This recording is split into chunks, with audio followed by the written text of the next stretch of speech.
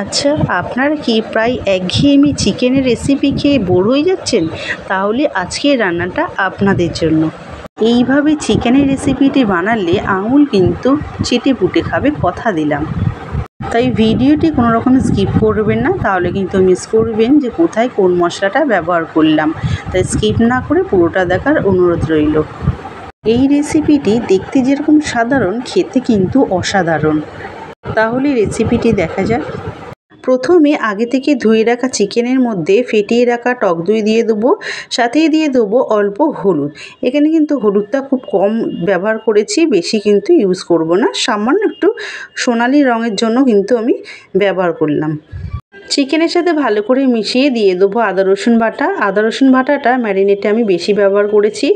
সব কিছু ভালো করে মিশিয়ে নিয়ে রেস্টে রাখবো 30 মিনিটের মতন। যতক্ষণ ম্যারিনেট হবে ততক্ষণ একটু মশলা বানিয়ে নেবো। নিয়ে নিয়েছি মৌরি, ধনিয়া, জিরে ও 4 থেকে 5টা এলাচ। সমস্ত গোটা মশলা শুকনো খোলায় ভেজে নিয়ে মিক্সিতে ঠান্ডা করে নিয়ে একটি মশলা বানিয়ে নেব। গুঁড়ো মশলা এখানে একেবারেই রেডি হয়ে গেছে। এরপর কাঁচা মশলার জন্য নিয়েছি বড় সাইজের একটি পেঁয়াজ আর নিয়েছি মিডিয়াম সাইজের একটি পেঁয়াজ নিয়ে 4 টুকরো করে একটি পাত্রে নিয়ে নেব। এরপর পেঁয়াজের টুকরো থেকে পাপড়িগুলো ছাড়িয়ে নেব। তার মধ্যে দিয়ে দেবো উষ্ণ গরম জল। সেই উষ্ণ গরম জল দিয়ে 10 মিনিট মতন ভিজিয়ে রাখবো। এতে কি হবে, এতে পেঁয়াজের যে ঝাঁঝ এবং কাঁচা গন্ধটা সেটা চলে যাবে। 10 মিনিট পর পেঁয়াজটা পেস্ট করে নিয়েছি। এরপর একটি পাত্রের মধ্যে 4 চামচ পোস্ত আর বেশ কিছুটা কাজু বাদাম নিয়ে জল দিয়ে 10 মিনিট মতন ভিজিয়ে রাখবো। যতক্ষণ ভিজবে ততক্ষণ কড়াইয়ে তেল দিয়ে দেবো 1 চামচ ঘি। ঘিটা যখন গলে আসবে তখন ফোড়নে দেবো একে একে তেজপাতা, 4টে শুকনো লঙ্কা ঝালের জন্য, আর দিয়েছি গোটা গরম মশলা। সবগুলো ভাজা হয়ে গেলে দিয়ে দেবো পেঁয়াজ বাটা। সেটিকে দিয়ে হাই ফ্লেমে ভালো করে কষিয়ে নেব।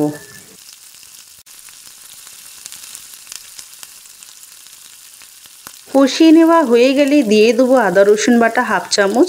আবারও সব কিছু ভালো করে কষিয়ে রান্না করে নেব। হয়ে গেলে দিয়ে দেবো আগে থেকে ম্যারিনেট করা চিকেন। সেটিকেও দিয়ে হাই ফ্লেমে 5 মিনিট মতন রান্না করে নেব। হয়ে গেলে ঢাকনা চাপা দিয়ে মিনিট 10 রান্না করে নেব। যতক্ষণ রান্না হবে ততক্ষণে যে ভিজিয়ে রেখেছিলাম পোস্ত কাজু বাদাম, সেটি মিক্সির মাধ্যমে পেস্ট করে নেব। ফিরে এলাম 10 মিনিট পর।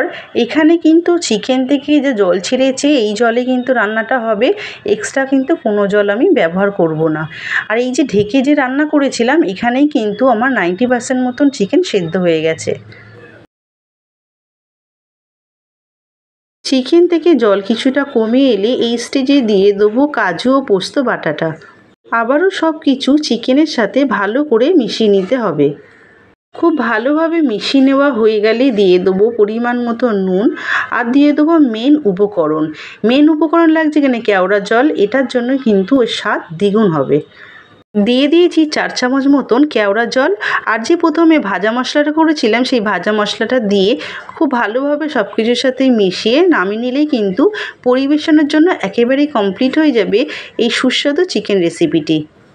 তাহলে দেখে বুঝতেই পাচ্ছেন কতটা কম উপকরণে চটজলদি কম সময় নিয়ে এই রেসিপিটি হয়ে যায়। বাড়িতে কোনো গেস্ট এলো বা হাতে খুব কম সময় নিয়ে কিন্তু এই রেসিপিটি একেবারেই চটজলদি রেডি করা হয়ে যায়। এই রেসিপিটি কিন্তু ভাত, রুটি, পরোটা, লুচি সব কিছুর সাথে কিন্তু খুব ভালোভাবেই যায়। তবে আমি এখানে রুমালি রুটির সাথে পরিবেশন করেছি। আর হ্যাঁ, এই রেসিপিটির নাম আমি একেবারেই ভুলে গেছি। আপনারা এর একটা নামকরণ করে আমাকে অবশ্যই কমেন্ট করে জানান। সাথে ভালো লাগলে ভিডিওটি লাইক ও শেয়ার করে দেবেন। তাহলে বন্ধুরা ভালো খান, ভালো থাকুন। আজকের মতন টাটা।